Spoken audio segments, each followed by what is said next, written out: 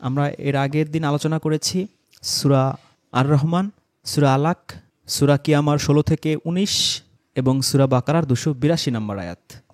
সূরা ইউনুস আয়াত 37, এখানে আল্লাহ বলছেন এই কুরআন আল্লাহ ছাড়া অন্য কারো কর্তৃক রচিত নয়। আমরা জানি কুরআন মানে হচ্ছে রিডিং, পাঠ, পড়া, এবং পূর্বে যা ছিল তার সত্যায়ন। পূর্বে কি ছিল? সূরা আল ইমরানের 3 এবং 4 নম্বর আয়াতে আমরা পেয়েছি, এবং আল কিতাবের বিস্তারিত বিবরণ। তাহলে আমরা এখানে দেখলাম আল কিতাব আর কুরআন দুটো বিষয় আছে। আল কিতাব এবং আল কুরআন দুটো আলাদা জিনিস, কিন্তু একসাথেই আপনি দুটো পাবেন। যে একটা ঘরের মধ্যে আপনি ডাইনিং রুম পাবেন, কিচেন পাবেন, বেডরুম পাবেন, ঠিক তেমনি আপনি আল কিতাবের মধ্যেই আল কুরআন পাবেন। তাহলে কুরআনের এই যে আয়াতগুলো, পাতাগুলো, কাগজগুলো আপনাকে কি দেবে? আপনাকে আল কিতাবের বিস্তারিত বিবরণ দেবে, ব্যাখ্যা দেবে। একই কিতাব, যেই কিতাব আপনি পড়ছেন, এটার মধ্যেই আপনি আল কুরআন পাবেন। যা শেখানো হচ্ছে কার মাধ্যমে? আল্লাহর মাধ্যমে, নবীর মাধ্যমে নয়। এটা আপনাকে কি দেবে? এটা আল কিতাবের বিস্তারিত ব্যাখ্যা বা বিবরণ দেবে। পার্থক্যটা বুঝতে পেরেছেন নিশ্চয়ই। আপনি পুরো কুরআনের কোথাও সিঙ্গেল একটা আয়াতও পাবেন না যেখানে বলা হচ্ছে যে নবী তোমাদের এই আল কুরআন শেখাবে, শিক্ষা দেবে। পুরো কুরআনে কোথাও পাবেন না যে নবী বা রাসূল তোমাদের আল কুরআন শিক্ষা দেবে। এটা চ্যালেঞ্জ যে কোনো মুশরিকদের প্রতি। একটা আয়াতও দেখাতে পারবে না যেখানে আল্লাহ বলছেন নবীকে যে নবী তোমাদের আল কুরআন শিক্ষা দেবে। কারণ এই শিক্ষা দেওয়ার অধিকার বা দায়িত্ব নবীর নয়, কার? আল্লাহর। এই আল্লাহ যে এই দায়িত্বটা নিয়েছেন তা পরিষ্কার ভাষায় বলে দিয়েছেন সূরা আর রহমানের 2 নম্বর আয়াতে, আল্লামাল কুরআন, আর রহমান আল্লামাল কুরআন।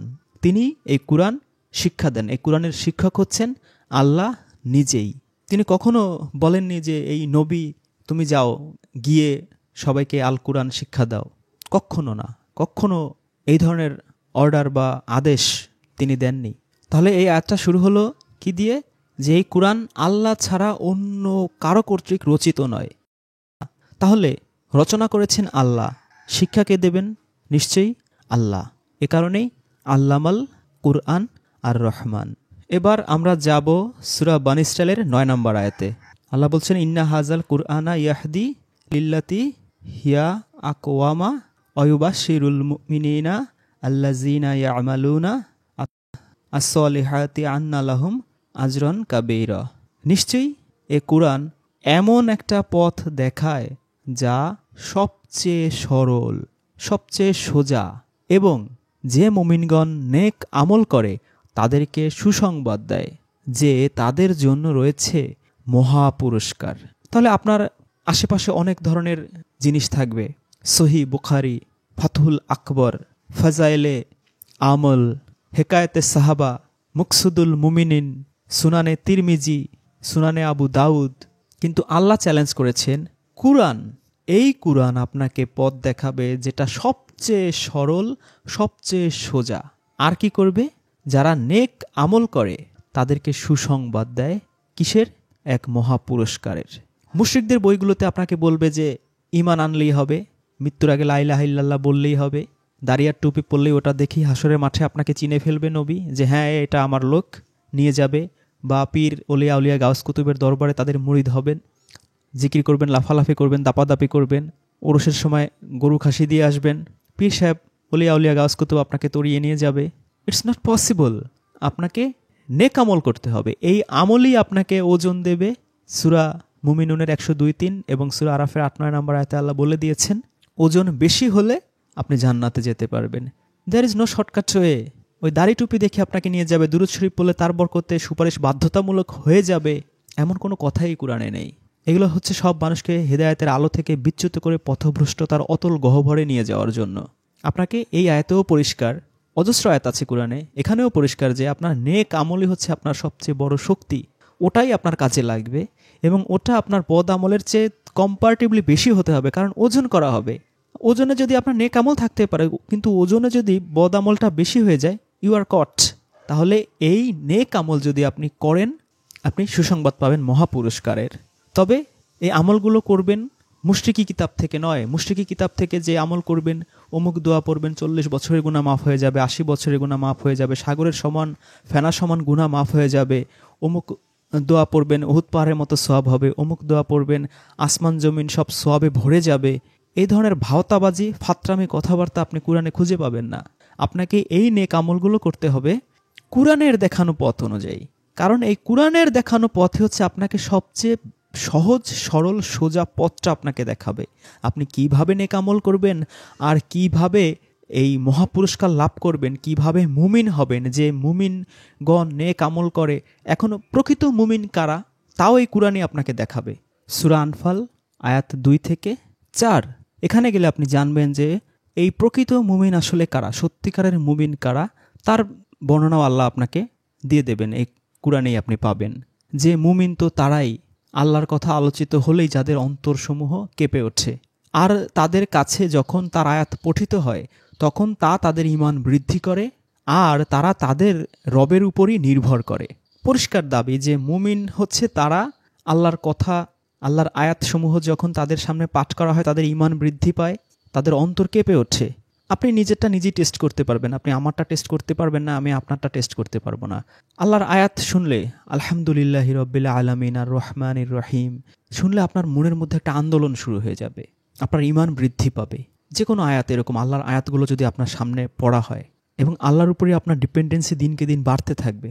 কিন্তু অন্য কোনো গ্রন্থ থেকে যেখানে তোমরা কুত্তা দেখবে কুত্তা মারবে, বানরে ব্যভিচার করছে দেখে পাথর মেরে হত্যা করে ফেলছে, অসুস্থ হয়ে পড়ছে উটের মুত খাও সুস্থ হয়ে যাবে, এ ধরনের কথা শুনলে যদি আপনার ঈমান বৃদ্ধি পায় তাহলে বুঝতে হবে যে আপনি মুমিন নন। কারণ আল্লাহর সংজ্ঞা অনুযায়ী আল্লাহর আয়াত শুনলে আপনার ঈমান বৃদ্ধি পাবে এবং আপনার অন্তর কেঁপে উঠবে, আন্দোলিত হবে। কিন্তু আপনার যদি উটের মুতের হাদিস শুনে আপনার অন্তর কেঁপে ওঠে, আল্লাহ উটের মুত, এর মধ্যে এত গুণাবলী আল্লাহ রাসূল না বললে তো আমরা জানতামই না, আল্লাহ কুত্তা এত খারাপ দেখলেই মেরে ফেলতে হবে, আল্লাহ রাসূল না বললে তো আমরা জানতাম না যে কুত্তা এত খারাপ একটা প্রাণী আল্লাহ সৃষ্টি করে রাখলো, আল্লাহ রাসূল এক রাত্রে 11 জন বউয়ের কাছে যেত, আরে বাবা জনি সিন্স তারও তো এত শক্তি নাই। এ ধরনের অশ্লীল কলঙ্কিত লজ্জাজনক হাদিসগুলো শুনলে যদি আপনার অন্তর কেঁপে ওঠে, সারা পৃথিবীতে তলোয়ার দিয়ে কালেমা প্রতিষ্ঠিত না করা পর্যন্ত আমার শান্তি নাই, এ ধরনের কথা শুনলে যদি আপনার জিহাদি জোশ জেগে ওঠে, তাহলে কুরআনের সূরা আনফালের প্রকৃত মুমিনের সংজ্ঞা অনুযায়ী আপনি মুমিন নন।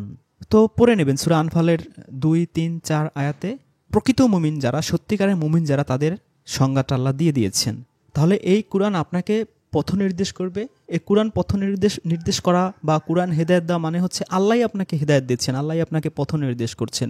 এটা হচ্ছে সবচেয়ে সরল সবচেয়ে সহজ পথ, এবং এই সরল সহজ পথ অনুসরণ করে যদি আপনি প্রকৃত মুমিন হতে পারেন, আপনার জন্য আল্লাহ সুসংবাদ দিচ্ছেন।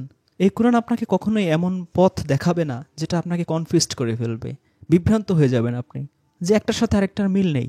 একটাই বলা আছে যে নামাজে দাঁড়ালে নাভির নিচে হাত বাঁধো, আরেকটা বলা আছে যে পেটের উপরে, আরেকটাই বলা আছে যে বুকের উপরে, আরেকটাই বলা আছে নাভি আর বুকের মাঝখানে, একটাই বলা আছে যে রুকু সেজদা সব ক্ষেত্রে রাফুল ইয়াদান করতে হবে, আরেকটা বলা আছে শুধু 2 জায়গায় করলে হবে, একটাই বলা আছে যে 2 পায়ের মাঝখানে 4 আঙুল ফাঁকা রাখতে হবে, আরেকটা বলা আছে যে 1 হাত ফাঁকা রাখতে হবে, একটা বলা আছে গোল টুপি পরো, আরেকটা বলা আছে লম্বা টুপি পরো। কনফিউশন, একটার পর একটা কনফিউশন। একটা বলা আছে 8 রাকাত নামাজ পড়তে হবে, আরেক জায়গায় বলা আছে 20 রাকাত নামাজ পড়তে হবে। এরকম কোনো কনফিউশন আপনাকে পড়তে হবে না। এটা আপনাকে সবচেয়ে মোর অ্যাপ্রোপ্রিয়েট সবচেয়ে সহজ সরল পথ, হেদায়েতের পথ নির্দেশ করবে এই কুরআন। যদি আপনি এই কুরআনকে আঁকড়ে ধরেন, এটাই আপনাকে সেই পথটা দেখাবে, মানে আল্লাহ দেখাবেন। এবং এই পথের মাধ্যমে যদি আপনি মুমিন হতে পারেন, প্রকৃত মুমিন, ইউ আর সাকসেসফুল। তাহলে এটা সুসংবাদ দেবে প্রকৃত মুমিন যারা, তাদেরকে, মুশরিকদের দেবে না। কোনো দল উপদল সৃষ্টিকারী মুশরিক নবী রাসূলদের শানে বেয়াদবমূলক হাদিস, আল্লাহর শানে বেয়াদবিমূলক কথাবার্তা, এই ধরনের মুশরিকদেরকে সুসংবাদ দেয় না। সুসংবাদ দেয় যারা এই কুরআনের আলোকে আলোকিত হয়ে, কুরআনের সহজ সরল পথ প্রদর্শিত হয়ে মুমিন হয়ে উঠতে পারে, তাদেরকেই সুসংবাদ দেয় এই কুরআন।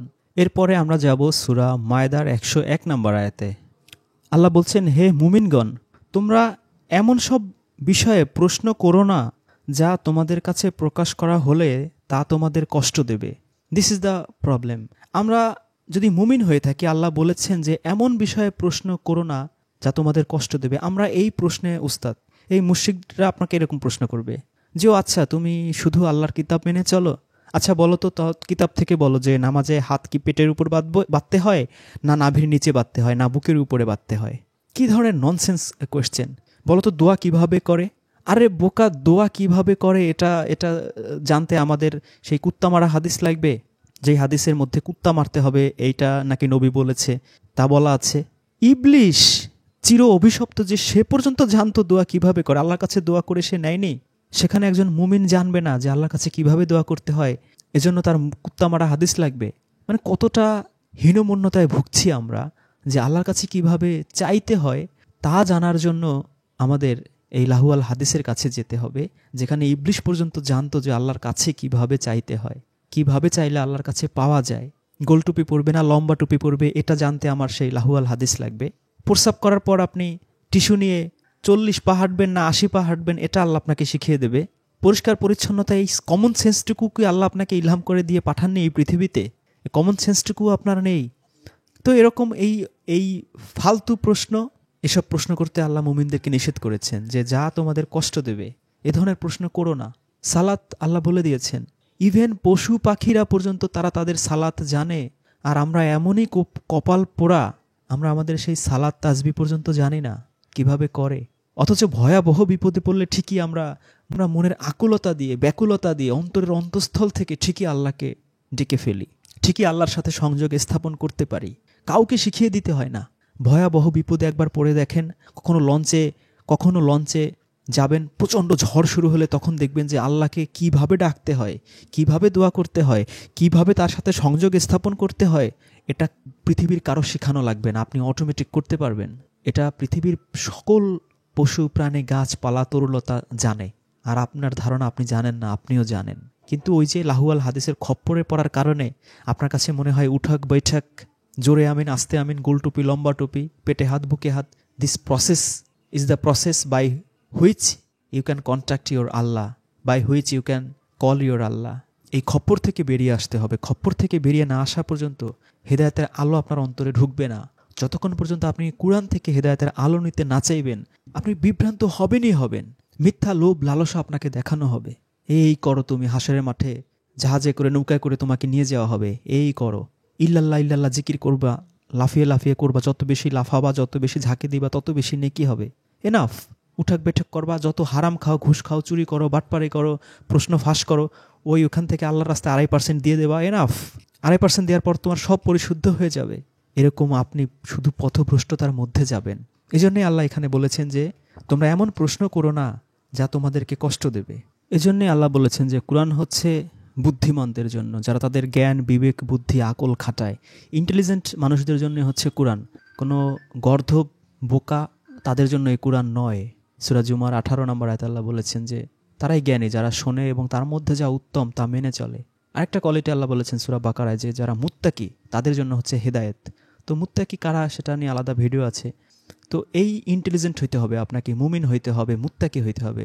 তা না হলে এই কোরআনের কাছে আপনি এসে কোনো ফায়দা নেই আপনার, বরঞ্চ এই কোরআনকে আপনার শত্রু মনে হবে। কারণ দেখবেন যে আপনার পীর ওলিয়া আউলিয়া গাউস কুতুব শেখ শায়েক এরা যা আপনাকে বলেছে সবই হচ্ছে কোরআনের বিপরীত। সে হাসরের মাঠে সুপারিশ হোক, সেই কবরের আজাব হোক, সেই দোয়া হোক, সেই সুন্নত হোক, মানে যা শেখানো হয়েছে সব দেখবেন কোরআন বিরোধী। কোরআনের কনসেপ্টের সাথে তার আকাশ জমিন ব্যবধান। এজন্য ইন্টেলিজেন্ট হইতে হবে, জ্ঞান বিবেক বুদ্ধি খাটাইতে হবে, আর আল্লাহর কাছে দোয়া করতে হবে যে রব্বি জিদনি ইলমা, আল্লাহ যেন জ্ঞান বৃদ্ধি করে দেয়। তাহলেই এই কোরআন থেকে আপনার হেদায়েত নেয়া, জ্ঞান নেয়া সম্ভব হবে। এছাড়া অসম্ভব, এছাড়া পুরোপুরি অসম্ভব। আর হচ্ছে উল্টাপাল্টা প্রশ্ন করা যাবে না। কোরআন চায় যে কোরআনের কাছে আপনি ইন্টেলিজেন্ট প্রশ্ন করেন, বুদ্ধিদীপ্ত প্রশ্ন করেন, তাহলে আপনি বুদ্ধিদীপ্ত উত্তর পাবেন।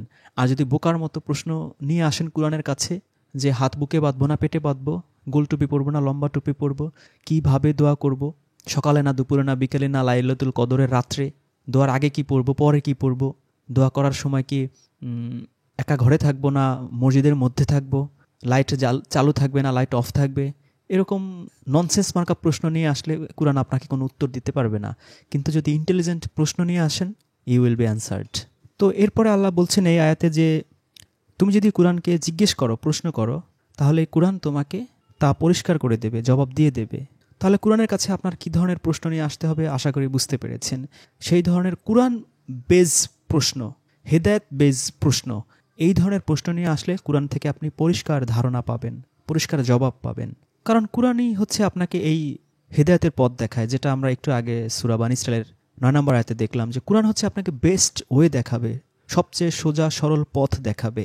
এ কারণে কোরআনের কাছে আপনার সেই গাইডেন্স নিয়ে হেদায়েত রিলেটেড প্রশ্ন নিয়ে আসতে হবে। তাহলে আপনি চমৎকার এবং সুন্দর জবাব আপনি এই কোরআন থেকেই পাবেন।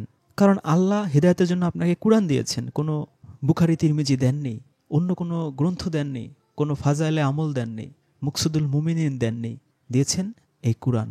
এখানে আসলেই, এখানকার নির্দেশিত পথে চললেই আপনি সবচেয়ে সহজ সরল সোজা পথটা পাবেন। তারপর শেষে আল্লাহ বলছেন যে আল্লাহ হ্যাজ ওভারলুকড সাচ, যে আল্লাহ এরকম অনেক কিছুই দেখেও দেখেন না আর কি, যে আল্লাহ জানেন যে এরকম ননসেন্স প্রশ্ন যে অনেকেই করবে, এরকম আল্লাহ জানেন। এ কারণে আল্লাহ এসব জিনিস ধরেও ধরেন না, দেখেও দেখেন না, সে কথাটাই আল্লাহ বলেছেন। এরপরে আমরা যাব সূরা তহার 2, 3 ও 4 নম্বর আয়াতে। আল্লাহ বলছেন যে মা আনজালনা আলাইকাল কুরআনা লিতাশকা ইল্লা তাযকিরাতাল লিমান ইয়াখশা তানজিলাম মিম্মান খলাকাল আরদা ওয়াস সামাওয়াতিল উলা। আমি তোমার প্রতি আল কুরআন এজন্য নাজিল করিনি যে তুমি কষ্ট পাবে, তুমি দুর্ভোগ পোহাবে, বরং যে ভয় করে তার জন্য উপদেশ স্বরূপ। যিনি সমুচ্চ আকাশমণ্ডলী ও পৃথিবী সৃষ্টি করেছেন, এটা তার নিকট হতে নাজিলকৃত। তাহলে এখানে পরিষ্কার যে আল্লাহ এই কুরআন আল্লাহ রাসূলের কাছে নাজিল করেছেন এ কারণে নয় যে তিনি কষ্ট পাবেন।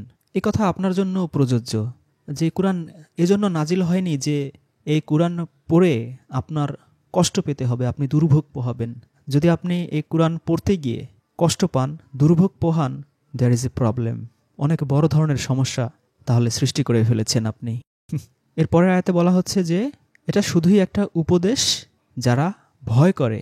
যদি আপনি আল্লাহকে ভয় করেন তাহলে আল্লাহ আপনাকে কি দিচ্ছে? সতর্কতা দিচ্ছেন। তাহলে সতর্কতা হচ্ছে কি? এই কুরআন এটা এজন্য নয় যে এর মাধ্যমে আপনি কষ্ট পাবেন বা দুর্ভোগ পোহাবেন। এটা হচ্ছে জাস্ট আপনার জন্য সতর্কবার্তা। ধরুন আপনার কাছে একটা মোবাইল আছে, আপনি অ্যালার্ম সেট করে ফেলেছেন, সকালে উঠবেন। এখন সকালে 5টা বা 6টায় অ্যালার্ম বাজলো আর আপনার বিরক্তি লাগলো, খুব এত কান ঝালাপালা হয়ে গেল, কষ্ট পেলেন। তাহলে কেমন হলো বিষয়টা? বরঞ্চ আপনি অ্যালার্মটা দিয়েছিলেন যাতে করে আপনাকে সতর্ক করা হয় যে হ্যাঁ ওঠো, তুমি 5টায় দিয়েছিলে, 5টা বেজে গেছে, তুমি ওঠো। আপনি অ্যালার্মটা শুনলেন, oh yes this is my alarm. উঠলেন, উঠে অ্যালার্মটা বন্ধ করলেন, তারপর আস্তে আস্তে নিজের কাজে রেডি হলেন। তাহলে এই অ্যালার্ম সেট করাটা আপনার জন্য কি ভালো হলো, এর মাধ্যমে আপনি উপকৃত হলেন। আর যদি এই সতর্কতা, এই অ্যালার্ম সেট করার মাধ্যমে যদি আপনি আরও বিরক্ত হন, তিক্ত হন, তাহলে বুঝতে হবে যে আপনার নিজের মন মগজের সাথে, আপনার অ্যাক্টিভিটিসের সাথে কোনো মিল নেই। ইউ আর কনফিউজড, আপনি নিজেই বিভ্রান্ত হয়ে আছেন। তাহলে কোন কাজ কেন করছেন, কী জন্য করছেন, এটা বোঝা খুব জরুরি। যে অ্যালার্ম আপনি কেন সেট করেছেন এটা বোঝা খুব জরুরি। এই কুরআন আল্লাহ কেন দিয়েছে এটা বোঝাটাও খুব জরুরি। এটা দিয়েছেন যদি আপনি আল্লাহকে ভয় করে থাকেন, তাহলে এটা আপনার জন্য অ্যালার্ম, সতর্কতা। যদি আল্লাহর প্রতি আপনার কোনো ভয় না থাকে, এই 1000 কোটি কুরআন গুলিয়ে ভিজিয়ে খাওয়ালেও, 1000 ওয়াজ মাহফিলের মধ্যে আপনাকে বেঁধে রাখলেও, এটা বরঞ্চ আপনার কাছে আরও বিরক্তিকর মনে হবে। এর মাধ্যমে বরঞ্চ আপনি কষ্ট পাবেন, দুর্ভোগ পোহাতে হবে আপনাকে, আপনার মাথা আউলাঝালা হয়ে যাবে, ত্যক্ত লাগবে, অসহ্য লাগবে। কিন্তু যদি আপনার মধ্যে তাকওয়া থাকে, আপনি আল্লাহকে ভয় করেন, তাহলে এই কুরআন আপনার জন্য অ্যালার্ম, রিমাইন্ডার, সতর্কতা যে time is going, take preparation for your হিয়ার আফটার, যে আখিরাতের জন্য সম্বল গোছাও, আমল গোছাও, এই তো আর কিছুদিন তোমাকে যেতে হবে। কি নিয়ে যাবে? হাসরের মাঠে মিজানে দাঁড়িপাল্লায় মাপা হবে, কি মাপা হবে? তুমি তো ধরা খেয়ে যাবে। এরকম রিমাইন্ড আপনাকে দিতে থাকবে বিভিন্ন সূরায়, বিভিন্ন আয়াতে, বিভিন্ন চ্যাপ্টারে, বিভিন্ন অধ্যায়ে, একের পর এক রিমাইন্ডার আপনাকে দিতেই থাকবে, যাতে করে আপনি আখিরাতমুখী একটা জীবন গঠন করতে পারেন। তাহলে এই আয়াতের শেষে কি বলা হচ্ছে এর পরের আয়াতটাতে? যে যিনি আসমান ও জমিন সমূহ সৃষ্টি করেছেন এটা তার নিকট থেকে নাজিলকৃত। তাহলে আপনাকে এটা আরও কনফিডেন্স দিল যে সমগ্র বিশ্বজাহানের যে মালিক, রব, তার কাছ থেকে এটা এসেছে। সুতরাং বিনা দ্বিধায়, নিঃসংকোচে এটাকে আঁকড়ে ধরে পড়ে থাকুন, কারণ তিনি আপনাকে এই কুরআনের মাধ্যমে হিদায়াতের সহজ সঠিক পথ দেখাচ্ছেন, তার কাছ থেকে নাজিলকৃত। কোনো বুখারী, তিরমিজি, দাউদ, মওদুদি তাদের কাছ থেকে আসেনি। নিঃসংক চিত্তে এই কোরআনটাকে আপনি আঁকড়ে ধরতে পারেন। এরপরে আমরা যাব সূরা আরাফ ৭ নম্বর সূরার ২০৪ নম্বর আয়াতে। আল্লাহ বলছেন, ওয়াইজা কুরআনু ফাসতামিউ লাহু ওয়া আনসিতু লাআল্লাকুম তুরহামুন। আর যখন কুরআন পাঠ করা হয় তখন তা মনোযোগ দিয়ে শোনো এবং নীরব নিশ্চুপ থাকো, যাতে তোমাদের প্রতি দয়া ও অনুগ্রহ প্রদর্শন করা হয়, যাতে তোমাদের প্রতি রহম করা হয়, রহমত তোমরা লাভ করো। খুব গুরুত্বপূর্ণ আয়াত, অন্তত যারা হেদায়েত পেতে চান। যে আল্লাহ বলছেন যখন কুরআন পাঠ করা হয় তখন মনোযোগ দিয়ে শুনতে হবে আপনাকে এবং চুপ থাকতে হবে, তাহলেই আপনি আপনার আল্লাহর সেই দয়া রহমত মার্সি পাবেন। আমরা তো আল্লাহর দয়া রহমতের জন্য খাজা বাবার মাজারে যাই, অমুক জায়গায় যাই, সেখানে যাই, বেস্ট ওয়ে। আল্লাহ বলছেন যে এই আল্লাহর দয়া আল্লাহর রহমত যদি পেতে চাও তাহলে যখন কুরআন পাঠ করা হয় খুব মনোযোগ দিয়ে আপনাকে নিশ্চুপভাবে তা শুনতে হবে। এই আয়াতের কি ব্যাখ্যা, তর্জমা, তাফসিরে কুরতুবিতে কি আছে, তাফসিরে জালালাইনে কি আছে, তাফসিরে মওদুদিতে কি আছে, এটা মাথা থেকে পুরোপুরি সরিয়ে ফেলতে হবে। কি আছে না আছে আপনার জানারই দরকার নেই। আপনি শুধু যেই আয়াতটা আপনার সামনে পড়া হচ্ছে, যে আমরা প্রথম পর্বে শিখেছি যে কুরআন মানে হচ্ছে পড়া, কিন্তু যখন পড়া হচ্ছে আপনি মনোযোগ দিয়ে তা শুধু শুনবেন এবং চুপ থাকবেন, এতেই আপনি সেই রহমতের বৃষ্টিতে ভিজতে পারবেন। সুতরাং আজকে আলোচনা যতগুলো আয়াত উল্লেখ করা হলো তার মধ্যে খুব গুরুত্বপূর্ণ এবং খুবই পাওয়ারফুল একটা আয়াত হচ্ছে সূরা আরাফের এই ২০৪ নম্বর আয়াত। যখনই এই কোরআন পাঠ করা হবে আপনাকে চুপ থাকতে হবে এবং মনোযোগ দিয়ে সেগুলো আপনি শুনবেন যে কি বলা হচ্ছে, তাহলেই আপনি আল্লাহর দয়া, অনুগ্রহ, রহমত পাবেন। এরপরে আমরা যাব সূরা বানী ইসরাঈল আয়াত ৪৫। আল্লাহ বলছেন, আর তুমি যখন কুরআন পাঠ করো, কুরআন পড়ো, তখন তোমার ও যারা আখিরাতে ঈমান আনে না তাদের মধ্যে এক অদৃশ্য পর্দা দিয়ে দেই। তো যারা আখিরাতে বিশ্বাস করে না, ঈমান আনে না, তাদের মধ্যে এক অদৃশ্য পর্দা আল্লাহ দিয়ে দেন। এর অর্থ কি? আপনি তো বলবেন যে না, সুন্নি, শিয়া, ওহাবি, হানাফি, মাতুরিদি, ইবাদি, ১২ ইমামিয়া, ৭ ইমামিয়া এরা সবাই তো আখিরাতে বিশ্বাস করে। এই কনসেপ্টে ঝামেলা আছে অনেক ধরনের। কেমন ঝামেলা? আখিরাত বলতে আল্লাহ কুরআনে যা বুঝিয়েছেন এরা সেই আখিরাতে বিশ্বাস করে না। এরা যেই আখিরাতে বিশ্বাস করে সেটা ইহুদি খ্রিস্টানদের আখিরাত স্টাইলের। যেমন ইহুদিরা কোন ধরনের আখিরাতে বিশ্বাস করে, যে তারা যদি টুকটাক পাপ করেও তাহলে অল্প কিছুদিন জাহান্নামের আগুন ভোগ করবে, করে আবার তাদেরকে সে জান্নাতেই নিয়ে যাওয়া হবে। আর জান্নাত বানানো হয়েছে সেই ইহুদিদের জন্য। খ্রিস্টানরাও তাই, তারা যদি ঈসাকে সবচেয়ে বেশি ভালোবাসে, পৃথিবীর যা কিছু আছে সবচেয়ে বেশি তারা ঈসাকে ভালোবাসবে, আশেকে ঈসা তাদের জন্য সুপারিশ করে, শাফায়াত করে জান্নাতে নিয়ে যাবে। এই যারা মুশরিক, মুসলিম নামধারী মুশরিক যারা, এই দল উপদলগুলা, এদেরও আখিরাত সম্পর্কে সেম বিশ্বাস। এরা যত পাপ করুক, যত যা কিছু করুক, শুধু ৫ ওয়াক্ত নামাজ পড়বে, এদের পুলসিরাত বিজলির মতো পার হয়ে যাবে, হাসরের মাঠে বিনা হিসেবে জান্নাতে চলে যাবে। বড় বড় দাড়ি থাকবে, টুপি থাকবে, জুব্বা থাকবে, টাকনোর উপরে কাপড় থাকবে, ওটা দেখেই রাসূল চিনে ফেলবে, ডাক দিয়ে বলবে, আরে তুমি তো আমার লোক, তুমি আমার তো হুবহু আমার মতো দাড়ি রাখছো, এই যে গোল টুপি পরছো আমার মতন, আসো আসো আসো, সেই সুপারিশ করে রাসূল জান্নাতে নিয়ে যাবে। আর যদি জাহান্নামে যায়ও, অল্প কিছু দিনের জন্য এরা যাবে, ওই অল্প কিছু পাপটা ভোগ করে আবার চলে আসবে। আর যাররা পরিমাণ ইমান যদি থাকে তাহলে তো কথাই নাই। আল্লাহ রাসূল আবার যাররা পরিমাণ ইমান যার যার আছে সবাই চেক করে আবার সবগুলাকে নিয়ে আসবে। অথবা মরার আগে কলেমা পড়ছে, শেষ, ও জান্নাতে চলে যাবে নিশ্চিন্ত। সে চুরি করুক, ডাকাতি করুক, জিনা করুক, যা করুক, কোনো সমস্যা নেই। এটা হচ্ছে এই মুশরিকদের কনসেপ্ট, খ্রিস্টানদের কনসেপ্ট, ইহুদিদের কনসেপ্ট আখিরাত সম্পর্কে প্রায় এক। এগুলোর সাথে কুরআনের কোনো মিল নেই, আকাশ জমিন ব্যবধান। তাহলে এই যে আখিরাতের যে ভয়াবহতা, যেই বিভৎসতা, এবং সবচেয়ে আল্লাহ হবেন সর্বময় ক্ষমতার অধিকারী, কারো সুপারিশ যে চলবে না, বারবার কুরআনে বলার পরও এরা শুনবে না আপনার কথা, বলবে এই তুমি রাসূলের শত্রু, নবীর শত্রু, কি বলো এগুলা, আমরা আশিকে রাসূল আমাদের নিয়ে যাবে, রাসূলের প্রতি তোমাদের মহব্বত নাই, এই কারণে তোমরা এই ধরনের কথা বলো। আমরা রাসূলের প্রতি মহব্বত আছে, সবচেয়ে বেশি ভালোবাসি, হুবহু তারে অনুসরণ করি, তার মতো খেজুর খাই, লাউ খাই, তার মতো জুব্বা পরি। আর তোমাদের কপালে শাফায়াত নাই, সুপারিশ নাই, এজন্য তোমরা এগুলো বলছো। আমাদের কপালে ঠিকই আছে, কারণ এগুলো আমরা করি। আমরা অনেক বেশি দুরূদ পড়ি। এই দুরূদ রাসূল নিজে কবরের মধ্যে থেকে সেই দুরূদের জবাব দিয়ে থাকেন আমাদের, এবং এই দুরূদের উসিলাতেই যত বেশি দুরূদ পড়ব তত বেশি হাসরের মাঠে তার নিকটে আমরা থাকব, তিনি আমাদের পার করে নিয়ে যাবেন। অথবা আরেক গ্রুপ বলবে যে আমার পীর, ওলিয়া, আউলিয়া, গাউস কুতুব, তিনি আমাদেরকে এইভাবে নিয়ে যাবেন। আরেক গ্রুপ বলবে যে আমার ছেলেকে বা ভাগিনাকে বা অমুক হাফেজি মাদ্রাসায় এত টাকা আমি দান করেছি বা অমুক অতজনকে আমার মাধ্যমে বা আমার উসিলায় তারা হাফেজ হয়েছে, একজন হাফেজ 10 জনকে, 14 জনকে, 20 জনকে, 70 জনকে বা আলেম ওলামা এরা নিয়ে যাবে, আমি এরকম হাফেজ এরকম বানিয়েছি বা আলেম ওলামাদের এরকম খিদমত করেছি বা এরকম মসজিদ বানিয়েছি, আমার এরকম আখিরাতে তারা আমাদেরকে পার করে নিয়ে যাবে। এই হচ্ছে এই মুশরিকদের আখিরাত সম্পর্কে কনসেপ্ট। তার মানে প্রকৃত অর্থে কুরআনে আল্লাহ আখিরাত সম্পর্কে যেই বর্ণনা দিয়েছেন যে কেউ কারো নয়, নবী রাসূল পীর অলিয়াল গাউস কুতুব তো দূরের কথা, এই নিজের আমল ছাড়া যে কিছুই আমার নয়, কত পরিষ্কারভাবে আল্লাহ বলে দিয়েছেন। তারপরও এই নবী নিয়ে যাবে, পীর অলি আলিয়া গাউস কুতুব নিয়ে যাবে, হাফেজ নিয়ে যাবে, আল্লাহ মারা নিয়ে যাবে, ঈসা নবী নিয়ে যাবে, মুসা নবী নিয়ে যাবে, এই ধরনের কনসেপ্ট অনুযায়ী তারা আখিরাত বিশ্বাস করে এবং গেলেও অল্প কিছুদিন ভোগ করবে অথবা তরতরিয়ে জান্নাতে চলে যাবে এই আমল করার কারণে। প্রকৃত অর্থে এই আয়াত অনুযায়ী এরা আসলে কেউই আখিরাতে বিশ্বাস করে না। আখিরাত বলতে যে আসলে যা বোঝানো হয় এর ধারে কাছেও তারা নেই। এ কারণে আল্লাহ বলেছেন যে যখন এই কুরআন পাঠ করা হয়, কুরআনের আয়াত দিয়ে যখন আপনি তাদেরকে বলবেন যে না তোমরা যা যা বলছো এর সাথে তো কুরআনের মিল নেই, কুরআনে এই আছে, দেখবেন তারা শুনেও শুনবে না। এই কবর আযাব বা আখিরাত রিলেটেড কিছু ভিডিও করেছি, তার মন্তব্যগুলোতে আপনারা যদি পড়েন আপনারা দেখতে পাবেন যে এই ধরনের কমেন্ট তারা করে। মানে কুরআনের আয়াত দেওয়ার পরেও এদের মাথায় ঢুকবে না, কারণ আল্লাহ এখানেই বলে দিয়েছেন যে তাদের কানে আল্লাহ এরকম পর্দা একটা দিয়ে দেয়, তাদের কানে এই কথা ঢুকবে না, কুরআনের কথা তাদের মগজে যাবে না, এতই কপাল পোড়া তারা।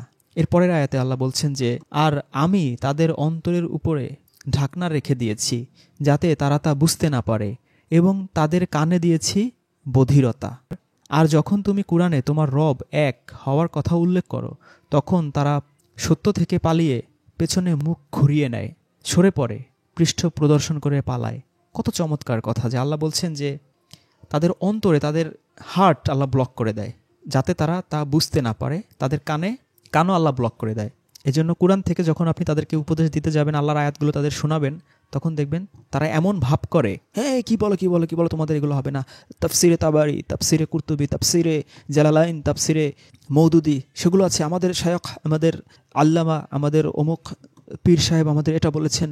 শুনতে চাইবে না, এরা পালাবে, থামো থামো থামো থামো, কি বলছে এর কথা শুনবা না, এই তোমরা কেউ এর কথা শুনবা না, তোমরা হয়ে যাবে, পথভ্রষ্ট হয়ে যাবে, তোমরা জাহান্নামী হয়ে যাবে, এর কথা শোনাই যাবে না। এই কোরআনের কথা শুনবে না, তারা পালাবে, পালানোর মতো করে করবে, নিজেও শুনবে না। এই কোরআনের কথা যখন শুনে তখন তাদের ভয় লাগে যে অলিয়া উলিয়া পীর গাউস কুতুব এদের অনুসরণ করলে যে শিরক হয়, সেটা নিয়ে একটা ভিডিও বানিয়েছিলাম।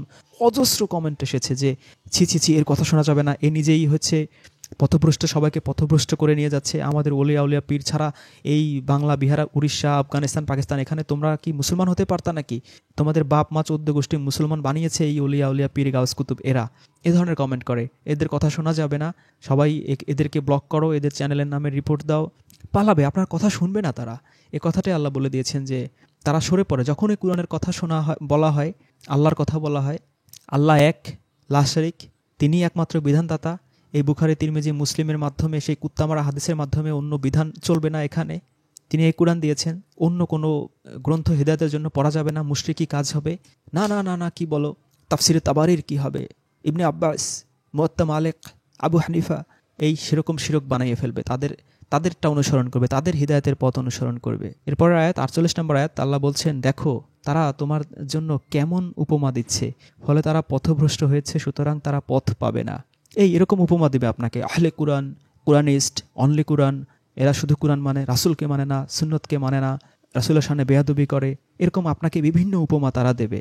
কিন্তু আল্লাহ গ্যারান্টি দিচ্ছেন, আল্লাহ বলছেন যে তারা পথভ্রষ্ট হয়েছে আর তারা কখনো হিদায়াতের পথ খুঁজে পাবে না। যখনই তারা আপনাকে এরকম উপমা দিবে বুঝবেন যে ইউ আর সাকসেসফুল। তাহলে আল্লাহ আমাদের কুরআন শেখান। এই যে এতক্ষণ আপনি আমার কথা শুনলেন, এগুলো বলার ক্ষমতা কিছুই আমার নেই, আল্লাহ অটোমেটিক আমাকে দিয়ে বলাচ্ছেন। এবং আপনি এই সময়ে গান শুনতে পারতেন, সিনেমা দেখতে পারতেন, বা অন্য কাজে মশগুল থাকতে পারতেন, বা যে কোনোভাবে আপনার টাইম ওয়েস্ট করতে পারতেন, কিন্তু কিভাবে যেন আল্লাহ আপনাকে তৌফিক দিয়েছেন এই কথাগুলো শোনার। এই কথাগুলো কার কথা? এই যতগুলো কোরআনের আয়াত এখানে বলা হলো আল্লাহর কথা। তাহলে কে শেখাচ্ছেন? নবী শেখাচ্ছেন, তিনি 1400 বছর আগে, তিনি his dead in his grave, তার কবরে তিনি মৃত অবস্থায় পড়ে আছেন, তিনি শেখাচ্ছেন না, সাহাবীরা কেউ শেখাচ্ছেন না, আল্লাহই আপনাকে শেখাচ্ছে। কোনো না কোনো ভায়া, কোনো না কোনো মিডিয়ায় আল্লাহই আপনাকে আয়াতগুলো আপনার কানে ঢোকাচ্ছে, আপনার অন্তরে ঢোকাচ্ছে। তাহলে শিক্ষককে, নবী যিনি 1400 বছর আগে মারা গিয়েছেন, আল্লাহ নিজে শিক্ষক, তিনিই আপনাকে শেখাচ্ছেন, তিনিই আমাকে শেখাচ্ছেন। It's universal truth. যতদিন পর্যন্ত এই বিষয়টা আপনার হৃদয়ঙ্গম করতে না পারবেন, ততদিন হেদায়েতের পথে হাঁটা আপনার জন্য অনেক কষ্ট হয়ে যাবে, ততদিন কুরআন বোঝা আপনার জন্য অনেক কষ্টকর হয়ে যাবে। আল্লাহই আমাদের শেখাচ্ছেন, কিভাবে শেখাচ্ছেন এটা আল্লাহরই এখতিয়ার, আল্লাহই ভালো জানেন। কোনো না কোনো ভায়া মিডিয়াতে আপনাকে আমাকে তার আয়াতগুলো ঠিকই কান পর্যন্ত পৌঁছে দিচ্ছেন। হয় কপাল পোড়া হয়ে সেগুলো শুনেও শুনছি না, আর যদি সৌভাগ্যবান হই হেদায়েতের পথে এগুতে পারছি। পুরো কুরআনে আপনি একটা আয়াত পাবেন না যেখানে বলা আছে যে নবী তোমাদের এই কুরআন শেখাবেন। এরপরে সর্বশেষ আমরা যাব সূরা তহর 114 নম্বর আয়াতে। আল্লাহ বলছেন, ফাতাআলাল্লাহু আল মালিকুল হাক্কু ওয়ালা তা'জাল বিল কুরআনি মিন কবলি আয়ুখদা ইলাইকা ওয়াজিউহু অকুর রব্বি জিদনি ইলমা। সুতরাং আল্লাহ মহান, যিনি সত্যিকার অধিপতি, তোমার প্রতি কুরআনের আয়াত সম্পূর্ণ হবার পূর্বে তুমি তাড়াহুড়া করো না, তুমি কুরআন পাঠে তাড়াহুড়া করো না, এবং বলো, হে আমার রব, আমার জ্ঞান বৃদ্ধি করে দিন। খুব চমৎকার একটা আয়াত, এবং এত সময় আমরা যত আলোচনা করলাম মোটামুটি জিস্ট আছে এই আয়াতটার মধ্যে, যে আল্লাহ রাসূলকে যখন এই কুরআন ওহী করা হচ্ছে তিনি তাড়াহুড়া করতেন এটা পাঠ করার জন্য। তার কাজ ছিল আগে লেখা, কলমের মাধ্যমে। আমরা সূরা আলাকে আমরা দেখেছি 4 নম্বর আয়াতে, তার প্রথম কাজ ছিল এটা আগে লেখা, কিন্তু তিনি তাড়াহুড়া করতেন এটা পড়ার জন্য। কিন্তু আল্লাহ নিষেধ করেছেন, এই আয়াত আমরা আবার দেখলাম যে আল্লাহ নিষেধ করছেন যে এই কুরআন পাঠে তুমি তাড়াহুড়া করো না। তাহলে তিনি শুধু লিখবেন, তিনি কি করবেন? লেখার পরে তিনি বলবেন, আল্লাহর কাছে দোয়া করবেন যে রাব্বি জিদনি ইলমা, যে হে আমার রব আমার জ্ঞান বৃদ্ধি করে দিন। তো এখানে আল্লাহ আমাদের শেখাচ্ছেন যে আমাদের কাজও হচ্ছে যখন কুরআন পাঠ করা হয়, পড়া হয়, এটা আমরা নিশ্চুপ থেকে সূরা আরাফে আমরা যেরকম শিখলাম শুনবো, আর আল্লাহর কাছে বেশি বেশি দোয়া করব যে আল্লাহ আমাদের তুমি জ্ঞান বৃদ্ধি করে দাও। তাহলে এই আলোচনার মাধ্যমে আমরা বুঝতে পারলাম যে সেই কবরে সাহিত্য নবী আমাদের শেখাচ্ছেন না। আপনি বলতে পারেন যে তাফসিরে তাবারি, তাফসিরে কুরতুবি, তাফসিরে আহসানুল বয়ান, তাফসিরে মওদুদি, নোবডি টিচ ইউ, কেউ আপনাকে শেখাবে না। আল্লাহই আপনাকে শেখাচ্ছেন, আল্লাহ রাসূলকে শিখিয়েছেন, রাসূলের কাজ ছিল এটা শুধু প্রচার করা। তারপরে ইন্ডিভিজুয়ালি প্রত্যেকটা মানুষকে আল্লাহ সৃষ্টি করেন, মানুষকে ভাষা শেখানো আল্লাহ, সেটা আমরা দেখেছি সূরা আলাকে। আল্লাহ বলেছেন যে মানুষকে তিনি ভাষা শিখিয়েছেন। সূরা আর রহমানে দেখেছি আমরা কথা বলা শিখিয়েছেন।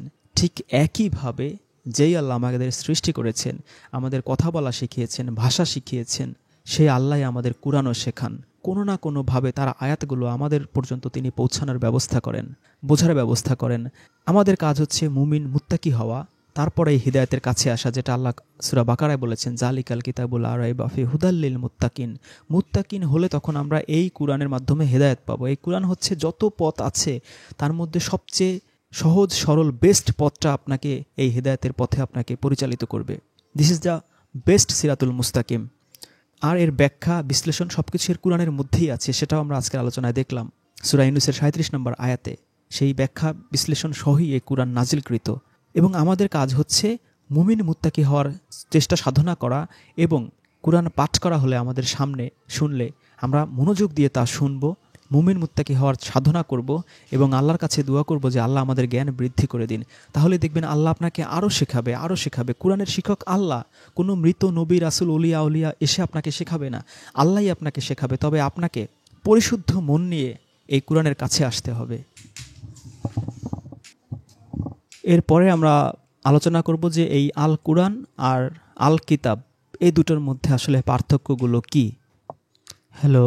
এরপরে সূরা ওয়াকিয়ার 78, 77, 78, 79 আল্লাহ বলছেন, ইন্নাহু লাকুরআনুন কারীম, নিশ্চয়ই এটা মহিমান্বিত সম্মানিত কুরআন, ফি কিতাবিম মাকনুন, যা আছে সুরক্ষিত কিতাবে, লা ইয়ামাসসুহু ইল্লাল মুতাহহারুন, পুত পবিত্র পরিশুদ্ধ ছাড়া এটা কেউ আত্মস্থ করতে পারে না।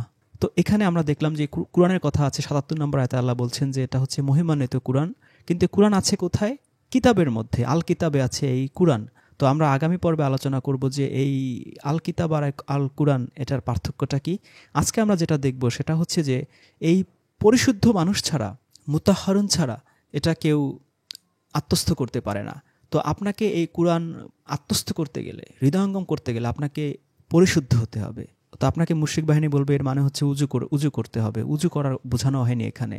এখানে বলা হচ্ছে যে এই কোরআন যদি আপনি আত্মস্থ করতে চান, হৃদয়ঙ্গম করতে চান, তাহলে আপনাকে পরিশুদ্ধ হতে হবে, পবিত্র হতে হবে, সমস্ত পাপ পঙ্কিলতা থেকে মুক্ত হয়ে আখিরাতমুখী জীবন যাপনের মাধ্যমে নিজেকে মুমিন মুত্তাকি লেভেলে নিয়ে যাওয়ার সংগ্রাম সাধনার মাধ্যমেই আপনি পরিশুদ্ধ হতে পারেন। এবং তখন যদি আপনি কোরআনের কাছে আসেন, আপনি এর মাধ্যমে হিদায়াত লাভ করতে পারবেন, এটা আত্মস্থ করতে পারবেন। যেটা সূরা বাকারায় আল্লাহ বলেছেন যে হুদাল্লিল মুত্তাকিন, এটা হচ্ছে মুত্তাকিদের জন্য হচ্ছে হুদা, হিদায়েত, সবার জন্য না।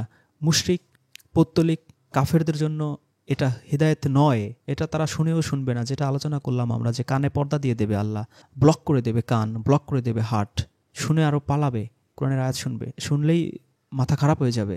না না না, তোমরা এগুলো কি বলছো, তোমাদের মতো করে এই এই আয়াত পড়ছো কেন, এটা আমাদের তাফসিরে কুরতুবি, তাফসিরে তাবারি তারা যেভাবে বলেছে সেইভাবে হবে, তাফসিরে তাইমিয়া যেভাবে বলেছে সেইভাবে হবে। এটা আপনার কোরআনের কথা স্ট্রেট শুনলে তাদের খুব বিরক্ত লাগবে এবং পালাবে।